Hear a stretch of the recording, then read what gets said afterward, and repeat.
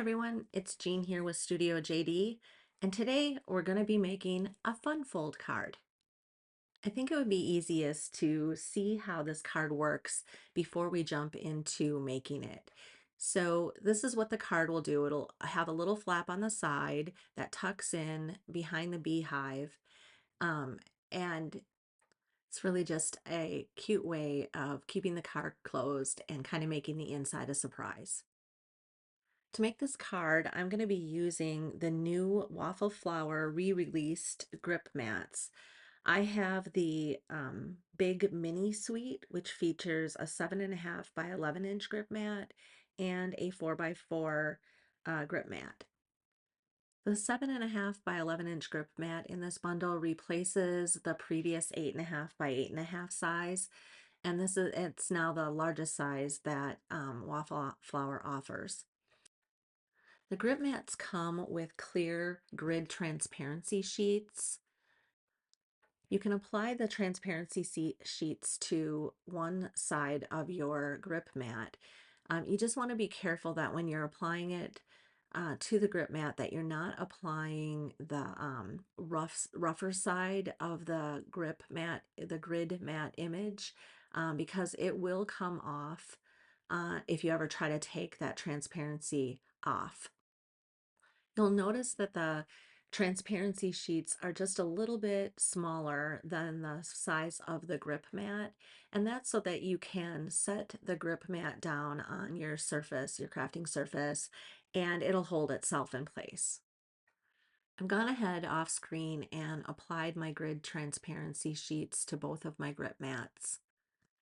So now let's dive into making this card. To start, we're going to make a traditional A2 card base that's 5.5 by 8.5 inches. We're going to score that just like a regular card base at 4.25 inches. I decided that I wanted to put this onto another piece of cardstock so that it looks like it has a little bit of a border around it on the final card. So I'm going to go ahead and trim 1/4 inch off of two of the sides, just so that I can have that little bit of a frame. The next thing we need to do is make the flap that tucks in behind that little beehive. To do this, you're going to need a piece of cardstock that's 3 3/4 inches by 3 3/4 inches. I'm going to be using the Hexagon Layering Stencil Duo from Waffle Flower along with my 4 by 4 grip mat to just create a random hexagon pattern on that little 3 3/4 inch by 3 3/4 inch piece of cardstock.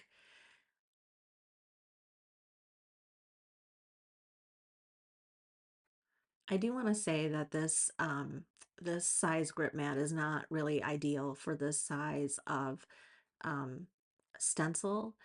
But I wanted to try it out and just see how much of the grip around the edge is really needed to hold the stencil in place.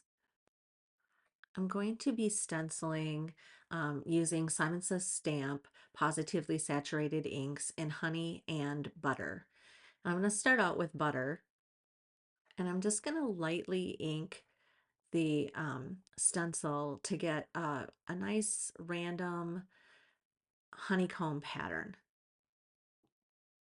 I'm going to go ahead and speed this video up, but you can see that the Waffle Flower grip mat actually does hold the stencil in place. I still have my hands on it just to keep it from moving around the my table, but the stencil itself is holding pretty well. If I had to do it again, I probably wouldn't use this size of a grip mat for this. I would probably go ahead and use my larger grip mat. But you know, this works. So if you have budget constraints and you're looking for a size and you think most of the time a smaller size is going to be right for you, then I think that this could work out great. I moved my stencil around a couple times and I feel like there's still a few spots where there's too big of a gap. So I'm just going back in, repositioning my stencil and just filling in those places. And then I'm going to switch to the honey positively saturated ink just to give a little bit of depth. I'm not doing a whole lot of this, but you can see that there's just that little bit of a darker color really just makes the whole honeycomb image pop. Now that the flap has a cute little pattern on it, we're going to move ahead and cut out the dies in order to make kind of the design on the front of the card. We're going to be using the beehive dies and the happy bee dies from Waffle Flower. I've gone off camera and I've cut up all of the die pieces that I think I'm going to want for this card, and I've positioned them on my large grip mat. Now, honestly, this is my favorite size. I absolutely love having a large surface to work on, and I feel like I can take my pieces and separate them enough so that I'm not constantly moving pieces around in order to be careful and not get ink on a piece that's maybe next to it. I'm using the same honey and butter inks here to color my bees. I'll give them a light coat of the butter color and then come back in on the edges with some of the honey in order to just, again, give them a little bit of depth. I do that same two color, light and dark, for almost all of these die cuts. I'm going to go ahead and finish coloring these off screen, and I will be back in just a minute. With all my pieces die cut, I'm going to go ahead and put my card, the folding part of the card, onto a flat panel, just a panel, a 4¼ by 5½ inch panel. But I didn't want to use colored cardstock, so I decided to bring back in my grip mat. And I'm just going to ink the edges of this panel just so that the colors are consistent across my card. I'm not being careful at all with my ink blending here because there's only going to be about 1/4 inch of this that's actually going to be seen. So really it's just to get that essence of the color around the edges. I do want to also note, like you could see there where I pulled off that piece of cardstock, there was no bending, no warping of that cardstock at all. And then to clean the mat, you just wipe it with a damp cloth and get any of the excess ink off. So the next thing we need to do is we need to score the 3¼ by 3¼ inch cardstock on the diagonal so that it fits around the card base and makes that flap. So here you can just see I'm making sure that each of the corners of that piece are at the 3 inch mark, and just trying to make sure I've got a really nice straight score from corner to corner. Then I'll go ahead and burnish that crease a little bit just to make sure that it's nice and flat. Next, I'm gonna dry fit my pieces just to make sure that everything is gonna work together once I put all the pieces together and before I before I start gluing anything down. By doing this, I'm able to plan out where to put that beehives because I'll know now where that flap is going to kind of end in the middle of my card. Now it's time to start putting together all of the pieces and gluing them onto my card. I'm starting with the branch just because that's going to anchor the beehive onto the card.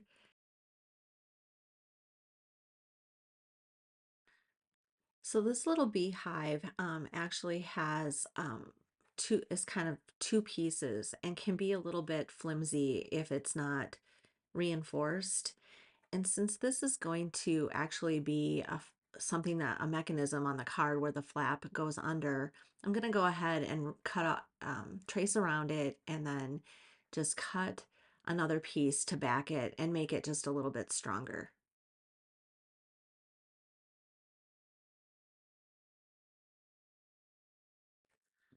At this point, I decided that it's probably a good idea if I assemble the main part of the card before I attached that little beehive just to make sure that everything, when it tucks in and folds, will fold nicely and will fit together.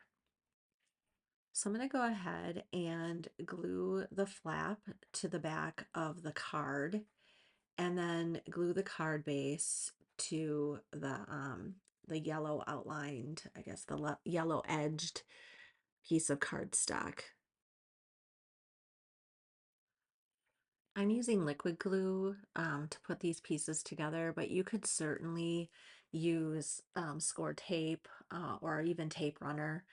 I just really like my tonic liquid glue, and I feel like it gives a really strong hold, so that tends to be my go-to when it comes to adhesive.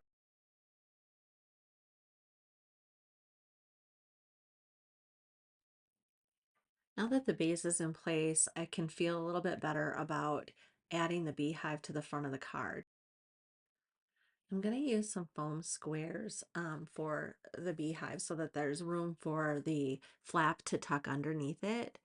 And I'm just going to make sure that I know where to put the foam tape so it doesn't interfere with the tuck of that flap.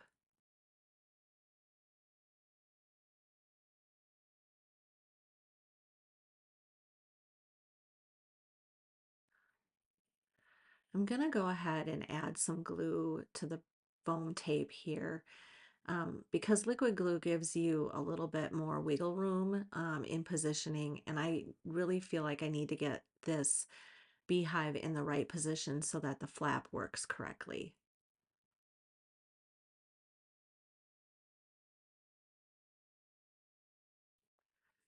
Putting the beehive on with the flap under it, and then I just move the flap out of it to make sure I can press it down and I'm not getting any of that flap underneath the glue or getting any glue on the flap. I press it in just a little bit, tuck again, untuck just to make sure that it's going to work. And it looks like it is in a good spot. Now that the mechanism works, it's time to really just start adding the other focal images onto this card. I've got some bees and some flowers in the leaves here. And I am putting a little bee on the outside of the flap. You do want to be careful if you put things on that flap just to make sure it won't interfere with the flap mechanism or the bending of the flap. Mine's probably not in the most ideal spot, but it doesn't come off when you bend it. I just had to make sure that it was um, flexible enough once it was glued on that it wasn't going to pop off.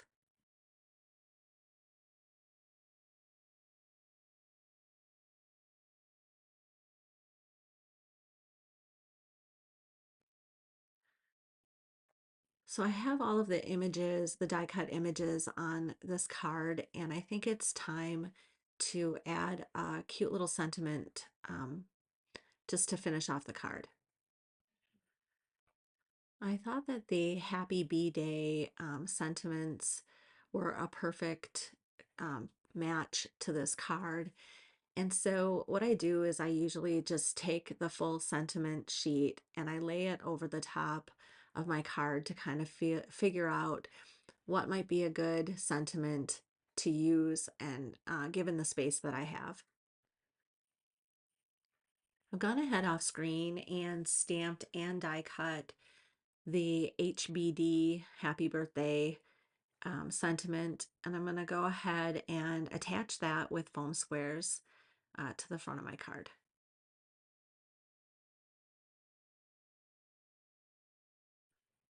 Once I have all of my images in place, I went ahead and added some gems to the front of my card just to add a little bit of bling. I've got my Simon Says Stamp Zest, and then I've got some Waffle Flowers enamel dots that I'm going to use for the centers of the flowers. I've gone ahead and adhered everything with liquid glue, and the front of my card is complete. And you can see here how the mechanism works. But when I opened up my card, I felt like it was a little bit plain, and I felt like there was one additional place in the front that could have used a little something. I decided that since I'd already die cut and colored the other two bees that came in the die set, that those would be really great things to add in these spaces. So I've laid them out and I'm gonna go ahead and add those to the card.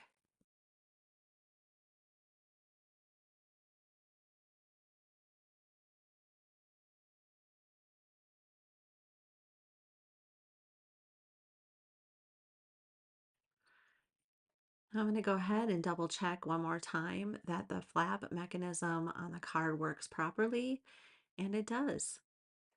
And here's a look at the finished card. I really appreciate you joining me for this video today, and I hope you have a wonderfully creative day.